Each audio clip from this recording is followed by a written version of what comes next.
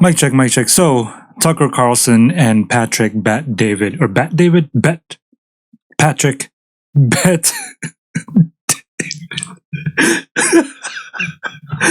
Patrick Bet David talk about who is going to win the election. Is it Biden, Joe Biden, or Donald Trump? And Patrick Bet David said something interesting here. So let's take a look at what he says here. Who's going to win the presidential race and why? Who's going to win the presidential race and why? I think right now, if it ended today, right? If it ended today and you looked at the states, Wisconsin, Biden has, you can go through the others. Trump has a big lead, I believe, in Arizona and another state by 11 points, 50-39. He's got a 3-11 point lead on the 6 states that matter. They're not even looking at North Carolina right now. They're like, no, it's going to be his. It's red. We don't even want to report it as a battleground. No, not even reporting it. So if it ends today, it's him that's going to win it. However, it's not ending today. Oh, by the way, if it ends today, we're done. That's it. It's over. Project 2025, January 20th. That's it. It's over. I believe it'll be over. Okay, anyways. The amount of gamification that could happen between now and November 5th, it's endless. Gamification, manipulation, you call it. There's a lot of things you can do. So for me... So I think what you're saying is, if it plays out as elections are supposed to play out on the basis of what the population wants, then Trump has a big advantage. Mm-hmm. But you are open to the possibility that there will be some sort of manipulation of the country. Oh, there's no question. Only the paranoid survive. And there's never been a time where we need to be paranoid about what could happen the next few months. Never. It's kind of a given. I mean, this is kind of known at this moment. Everybody knows already that there's manipulation behind the scenes going on in this country anyway. We've seen that. Anyways.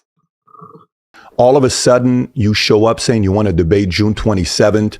I debated him 2 times and I beat him 2 times. You want it? Come on, tough guy, June 27th. What percentage of people do you think that consume the debate are the type that consume highlight reels like a game? I don't watch full games, but I'll watch a highlight reel. I think it's a huge percentage of people that just watch the highlights. By the way, guys, special shout out and a thank you to all the supporters, all the SFP supporters. You guys have been the best supporters, in my opinion. You guys have been the best supporters because you guys help us to reach more people out there. If you guys want to support, pray for this ministry, and also donate at sfp.center. And with that being said, just wanted to give a shout out to everybody who made a donation this month or lately. Special shout out to Brett Butcher, Carlos, I don't want to say the name because I don't want to butcher it. Kayla, Deborah, My Real Hip Hop, and Evan Gerton. Thank you guys for supporting. For those of you guys who do want to support, please do so by praying for this ministry and also donating at sfp.center/support. The link is in the description box below. So thank you guys for the support. Let's get back to the video. If you've seen the movie Civil War, it's about it's a commercial for Reuters of left-wing journalists and depicting the president of the time during the Civil War of an identical character played as Donald Trump. And the hero of the movie, to my knowledge, the way I saw the movie, was the person that assassinates the president last minute. In the last minute of the movie, the president playing the role of Trump gets assassinated in the movie. How many people does that movie need to inspire for somebody to become a hero? I haven't seen it, but so the assassin, the Lee Harvey Oswald, is the hero at the end. Probably not actually the assassin, but whatever. He's the hero? The guy who murders the president is the hero. In the movie, the way they sell it is that the president playing the character of Trump is an evil man. Who made this movie? So they're using movies. And I think we all know this is very well documented, I think. Not officially documented, but from the viewers, from the citizens, it's very well documented that movies are being used to influence the masses. Of course. I don't know if you've seen the movie John Q. First time I watched John Q, Denzel Washington. Do you know the story about John No. Q? Okay, so it's a story about a father whose son is a fan of flex wheeler. He wants to be a bodybuilder, and his son, all of a sudden, heart collapses, and I think it's in the middle of a baseball game. They take him to the hospital. It's going to cost $250,000 to do surgery, and the company doesn't offer, allowing him to get the insurance because he doesn't have the best insurance, and he's trying to go raise the money. He can't raise the money. It's pointing a picture of a father about to lose a son because the hospital is not willing to spend $250,000 to save this kid's life, right? And you are going through this emotional roller coaster ride with the father. Intense movie. Then while they're there, he's talking to his son. Son is laying on the bed at the hospital and he says, look, here's what I want you to think about. He says, my son buries me. I don't bury my son. That's right. That's right? exactly my right. son buries me. That's how it needs to be. So you're like, yeah. And as a father, you're feeling it. Well, that was right before Obamacare. How many people did that movie influence to say, you know what? We do need affordable care, So movies have a lot of power. I mean, if you go back in the days, do you know who produced the first Titanic, the movie? No. It's a guy named Adolf Hitler. You know who the hero was in the movie, the first Titanic? The iceberg? A Nazi.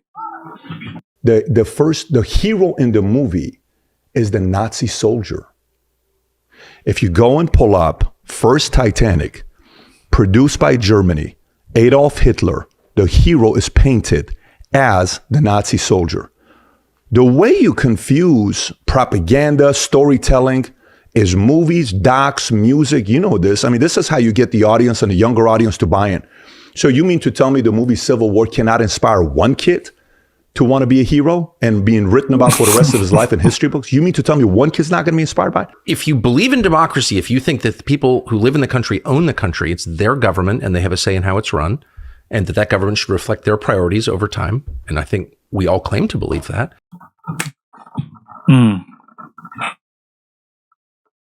Did you guys hear what he said?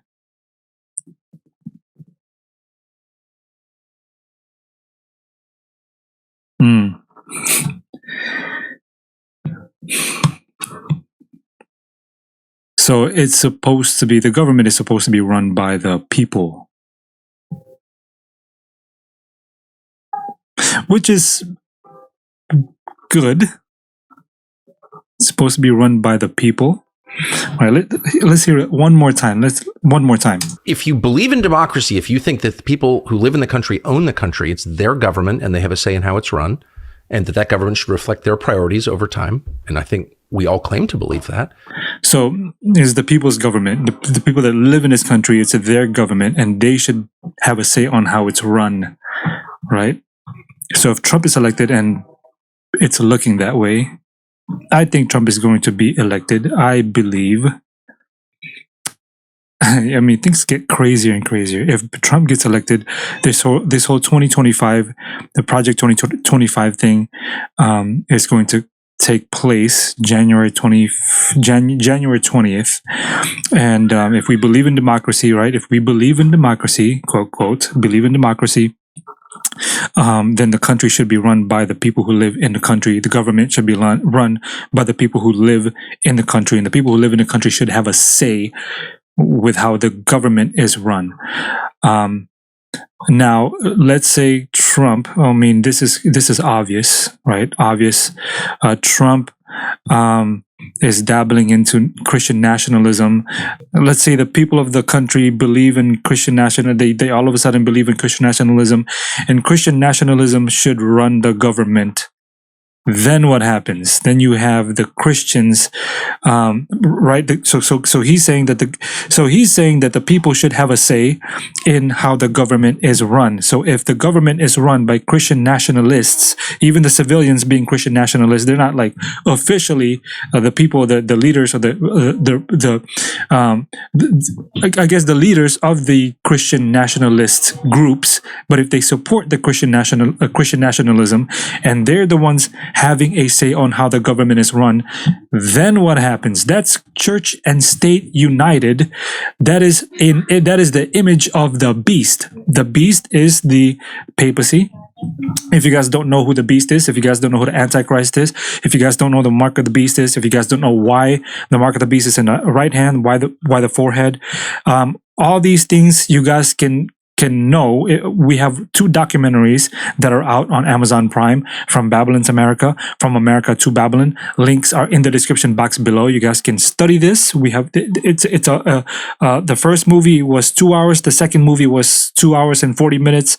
So it's about a 5-hour, collectively 5-hour study on the mark of the beast, the Antichrist, the first beast, the second beast, why the mark of the beast is on the forehead, the right hand.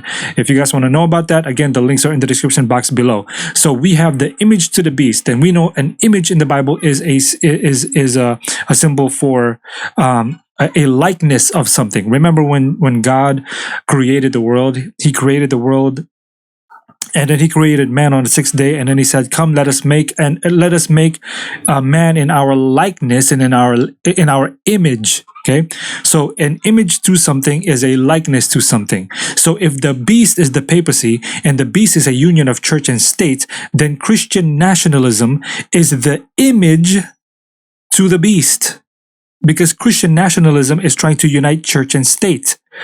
For those of us who believe that there is no such thing as a separation of church and state, read the First Amendment.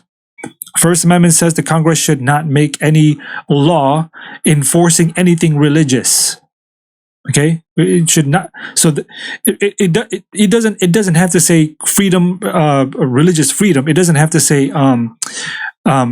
union of church and state. It doesn't have to say separation of church and state, but it's there. It's there. The concept is there. Just like in the Bible, it doesn't have to say the millennium, but the concept of the millennium is there. Okay? So it's there. The concept is there. The concept is in the Constitution. And if this thing hits, I'm more inclined to believe that this thing is going to hit 2025. I'm more inclined to believe that more so today than before, but I could be wrong. And if it does hit, if this project 2025 does hit when Trump is elected, now we know, like, you guys can do your research. This project 2025 thing, originally was for Trump to begin with. It was supposed to be for Trump. This project 2025 thing. And now that, it's looking like, almost like, it's looking like Trump is going to win. If this thing ends today, Trump wins, that's it. It's over. Project 2025, there's the legalization, I guess you can say, of Sabbath keeping, whether it's Saturday or Sunday. And we all know, if they're saying that Trump is the next Constantine, what happened during Constantine's time? During Constantine's time, he allowed for a Sabbath worship and a Sunday worship. Eventually, the default was Sunday. So if Trump is supposed to be the Constantine of our time, and Constantine allowed for a Sabbath worship and a Sunday worship, and then eventually the default was Sunday, then the same thing would happen with Trump. Yes, remember, Mrs. White says that this whole Sunday law is going to come in 4 phases. The first phase is not really the mark of the beast yet. The first phase is just, I guess you can say, like, they're just testing the waters. They're putting their toes in the waters, and they're just testing the waters. And then it's going to gradually get into the death decree, where this whole climate change happens. Remember, Mrs. White says that they will point to the calamities by land and by sea to let people know that, hey, look, we need to keep Sunday holy. We need to keep this Sunday Sabbath, Sunday sacredness. We need to keep this thing, because if we don't, then this whole calamity, the calamities of the world is in danger because of this whole climate change thing. And so we need to keep Sunday holy. If that happens, I can actually already foresee it happening, but that's just me. That's just my opinion. And if that happens, that's it. And you know what? It's nothing to be nervous about. It's nothing to be nervous about. It's a sign that points to the coming of Jesus Christ. That means he's coming soon. If this thing happens, and we're waiting, November 5th, we are waiting for that. We are waiting for the results of this thing. We're waiting. We're waiting. November 5th, we are waiting. Because if Trump gets elected, that's it. It's over. Remember, the first phase is just the testing of the waters. Okay, the first phase is just the testing of the waters, and then they hint at this thing. They hint at this Sunday law, and and people think people are going to think, oh, this is it, but then they're going to retract. Okay, they're going to retract, and that's our way to get out, to go into the country. Okay, remember what happened to the Jews back then, to the Israelites back then. Remember, they were the Romans surrounded the city. The Romans surrounded Jerusalem. The Romans surrounded them, but then they retracted, and that was the Israelites opening. The window was open for them to leave. The window was open for them to leave. And then when they left, the Romans came back and they destroyed Jerusalem 70 AD. Okay? But the Jews already left. The true Jews left. They went out, they left. They went to the wilderness. They were not there. They were not there. Jerusalem fell 70 AD. Okay? When this thing happens, maybe this is a little too deep. You guys can do your research. We don't really have time to really do the research right now. But this is very, very interesting. Now, the guy said Patrick Bet David said that in the movie, I forgot what, I think it was Civil War. In the movie, there was the character that assassinated the president, and it's supposed that president was supposed to be the Trump character in that movie. Now, what if, let's say this thing, let's say this thing happened, right? Trump gets elected.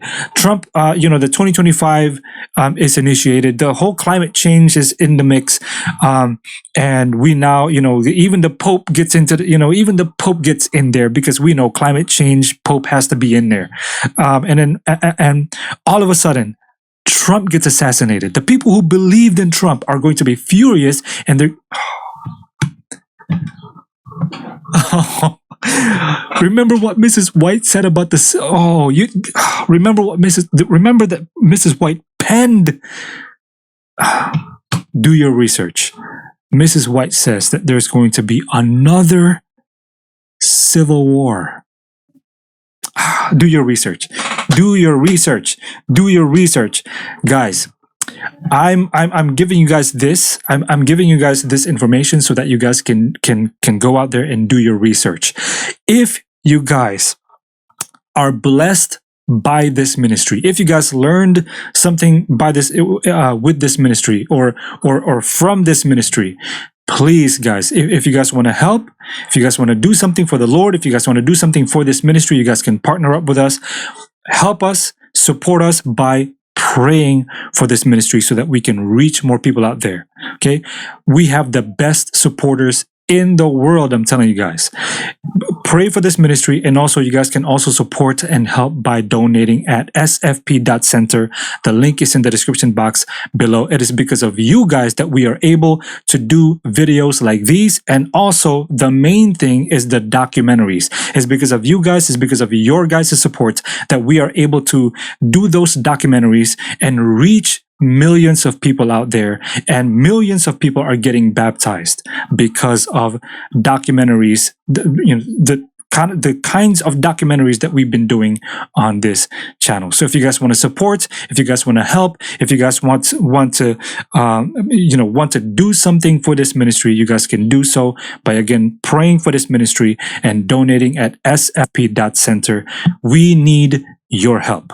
We need your help. And we have a couple more documentaries to finish. It's time to finish those documentaries. So thank you guys again. Praise God always. See you guys on the next one. Peace and avocado grease. I'm out.